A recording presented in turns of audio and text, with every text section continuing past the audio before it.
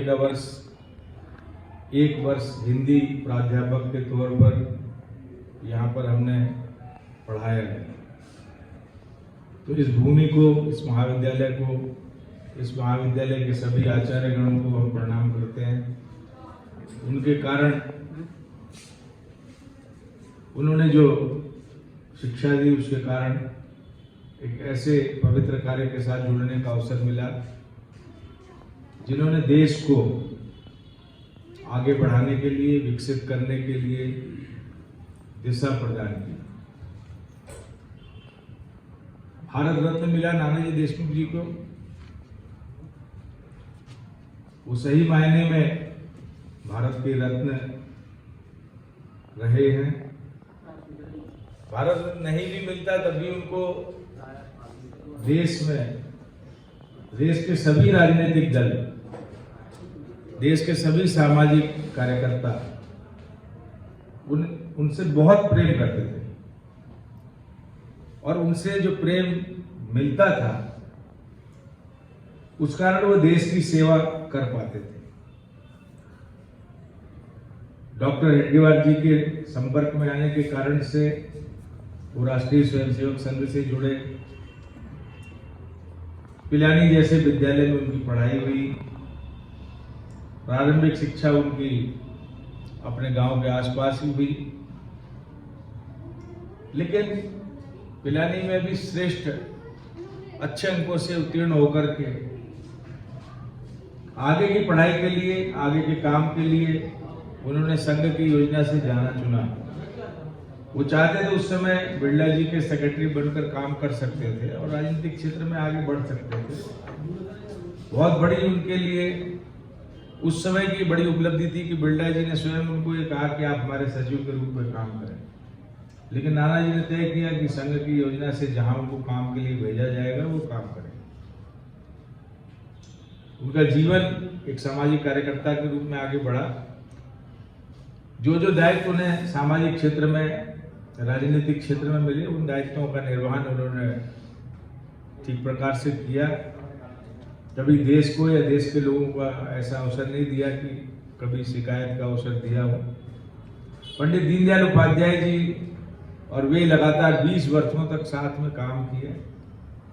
अटल बिहारी वाजपेयी जी जो बाद में अपने देश के प्रधानमंत्री बने, उन्होंने और नानाजी देशमुख जी ने लंबे समय तक साथ में काम किया। राष्ट्र धर्म स्वदेश का प्रकाशन लखनऊ में रहना। उन्होंने अपने आप को स्वयं, नानाजी ने अपने आप को विकसित किया। पढ़ाई बहुत अधिक नहीं की उन्होंने, लेकिन उन्होंने जो भी आवश्यक होता था वो सब सीखा, जाना, समझा। अंग्रेजी की आवश्यकता है तो अंग्रेजी पढ़ी सीखी। विज्ञान की आवश्यकता है तो विज्ञान पढ़ा सीखा। इंजीनियरिंग की आवश्यकता थी तो इंजीनियरिंग सीखा। पेंटिंग की आवश्यकता थी तो पेंटिंग सीखी। फोटोग्राफी की आवश्यकता थी, फोटोग्राफी सीखी। ड्राइविंग की आवश्यकता थी, ड्राइविंग सीखी। पूर्णिमा के दिन उनका जन्म हुआ था और पूर्णिमा को ही चले गए। पूर्णिमा के दिन अपने बीच में आए। शरद पूर्णिमा को हम लोग कहते हैं कि 16 कलाओं से विभूषित चंद्रमा उस दिन होता है। हम लोग भी नानाजी में वो स्वरूप देखते थे और उनकी जो कलाएं थी, जो विविधता थी, उनको भी देखते थे। एक आदर्श स्वयंसेवक के रूप में, एक आदर्श प्रबंधक के रूप में, एक आदर्श चित्रकार के रूप में, एक आदर्श फोटोग्राफर के रूप में, एक आदर्श राजनेता के रूप में। ऐसे हम लोग जब लिखने पढ़ने के लिए बैठते देखते तो उनके पास में 16 से भी अधिक विशेषताएं थी। और पूर्णिमा के दिन ही बड़ी शांति से वो चले गए। कोई तकलीफ नहीं, कोई परेशानी नहीं, कोई समस्या नहीं।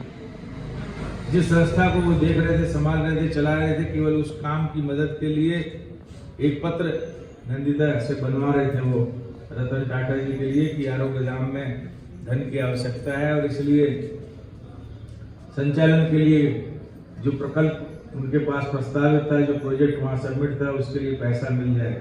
वो पत्र नानाजी नंदिता से ड्राफ्ट करवा रहे थे और उन्होंने उसको देखा, पढ़ा, फाइनल किया और उसके बाद में उन्होंने कहा कि अब हमारा काम पूर्ण हो गया।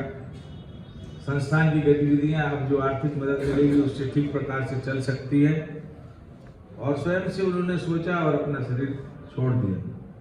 तो ऐसे महापुरुष बिरले ही अपने को मिलते हैं जो कि समाज में रहते हुए 90 वर्ष 94 वर्ष की आयु पूर्ण करके स्वस्थ रहते हुए अपने शरीर को छोड़ दें।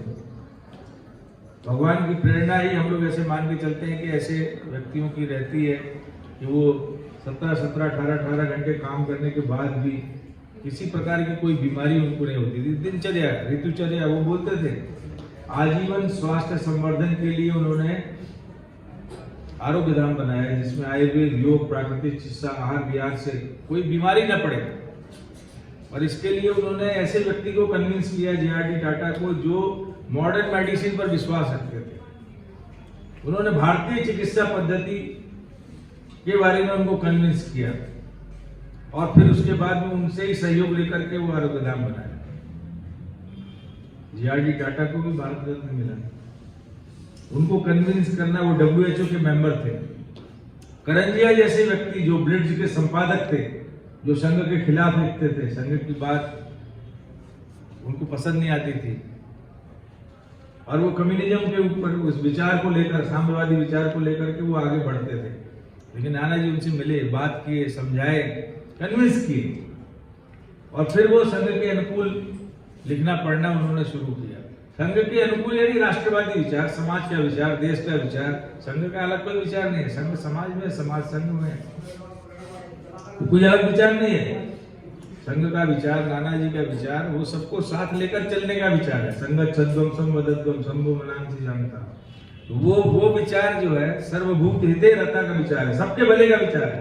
कोई जाति, धर्म, भाषा, मजहब, संप्रदाय विकास के काम में आड़े नहीं आता। पानी सबको मिलना चाहिए, खेती सबकी अच्छी होनी चाहिए, लड़ाई झगड़े कहीं नहीं होने चाहिए, विवाद मुक्त गांव होना चाहिए। डॉक्टर APJ अब्दुल कलाम ने जब डिस्प्यूट फ्री विलेज की बात सुनी नाना जी के मुंह से और उन्होंने चित्रकूट के आसपास के गांव में जाकर देखा कि विवाद मुक्त गांव भी बन सकते हैं अगर प्रयास किया जाए, तो उन्होंने सारे हाई कोर्ट के जस्टिस को पत्र लिखा, राष्ट्रपति रहते हुए पत्र लिखा कि आप ऐसे गांवों का चयन करिए जहां कोई विवाद ना हो और उन गांवों को गणतंत्र दिवस या स्वतंत्रता दिवस पर सम्मानित करिए। उन ग्रामवासियों को, उन गांवों को सम्मानित करिए। सम्मानित करना मतलब ऐसे गांव समाज के सामने आगे आए कि हम सब मिलजुल कर रह रहे हैं, हमारे गांव में कोई विवाद नहीं। क्योंकि विवाद होते हैं, जमीनी विवाद है, पारिवारिक विवाद है, उन डिस्प्यूट्स के कारण बहुत सारे पैसे खर्च होते हैं, मानसिक कष्ट होता है। तो वो शारीरिक कष्ट, मानसिक कष्ट विकास की गति को कम करता है। झगड़ा अपने देश के जब सीमावर्ती देशों से विवाद होते हैं तो विकास प्रभावित होता है, सुरक्षा पर ज्यादा व्यय करना होता है, ज्यादा पैसा खर्च होता है। और जहां विवाद नहीं होते हैं वहां पर विकास आसानी से होता है। कोई मंदिर बनना है, कोई विद्यालय बनना है, अगर विवाद नहीं है संस्था में, समिति में, लोगों में, बहुत तेजी से काम होता है। लेकिन विवाद है तो वही काम प्रभावित होता है। सैकड़ों वर्षों लगे अपने को राम मंदिर निर्माण में। छोटे से राम मंदिर की तो बात क्या, गांव का कोई मंदिर, चबूतरा, चौराहा, सड़क के मार्ग, सड़क, गांव की जो सड़कें हैं उनको चौड़ा करने के, विवादों को समाप्त करने के लिए भी एक सामाजिक संस्था और सामाजिक व्यक्ति चाहिए, सर्वमान व्यक्ति चाहिए। वो भी हम लोगों ने गांव-गांव जाकर किया। गांव में प्रवेश करने के साथ में गांव के अंतिम छोर तक अगर जाना है तो वहां पर रास्ते में इतने चबूतरे बने होते हैं कि उनको तोड़वाना, आम सहमति से तोड़वाना, सरकार की मदद तो मिलती है लेकिन आम सहमति से तोड़वाना, ये एक सामाजिक कार्यकर्ता के लिए बहुत कठिन बात होती है। और ये आदर्श गांव के लिए बहुत जरूरी है। अगर गांव के मार्ग अच्छे नहीं है, गांव का पानी का निकासी अच्छा नहीं है, गांव की खेती अच्छी नहीं है, गांव की मेड़ अच्छी नहीं है, हर चीज के लिए कानून है। मेड़ भी तोड़ते हैं, मेड़ भी काटते हैं, उस पर भी झगड़ा होता है, विवाद होता है, कचहरी होती है, हत्याएं होती हैं, पानी लगाने और छोड़ने पर हत्याएं होती हैं। तो अपनी बहुत बड़ी चुनौती है अपने लोगों के लिए काम करना। आसान काम नहीं है गांव का काम करना। माननीय प्रधानमंत्री महोदय ने भी 2014 में हम उनके साथ मंच पर थे विज्ञान भवन में, और उन्होंने अपने उद्बोधन में कहा, नाना जी का ही कार्यक्रम था, उन्होंने अपने उद्बोधन में कहा कि हम एक एक सांसद को एक एक आदर्श ग्राम बनाने के लिए बता रहे हैं।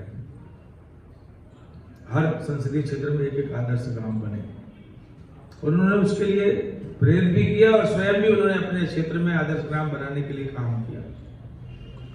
उनका माननीय प्रधानमंत्री जी नरेंद्र भाई मोदी जी का, हम सभी सामाजिक कार्यकर्ता, स्वयंसेवी संस्थाएं, जन अभियान परिषद उनका अभिनंदन करती है। माननीय मुख्यमंत्री महोदय का भी अभिनंदन करती है कि वो ऐसा एक विचार, श्रेष्ठ विचार हम लोग दे रहे हैं कि एक गांव को हमें आदर्श ग्राम बनाना है। आदर्श ग्राम बनाना और उसके लिए कुछ पैरामीटर तय करना है, कुछ विजन एट्रीब्यूट्स तय करना है, कुछ पैरामीटर्स बनाना, इससे नहीं होगा, केवल फिजिकली नहीं होगा। समाज संगठित रूप में रहे, ये आवश्यक है।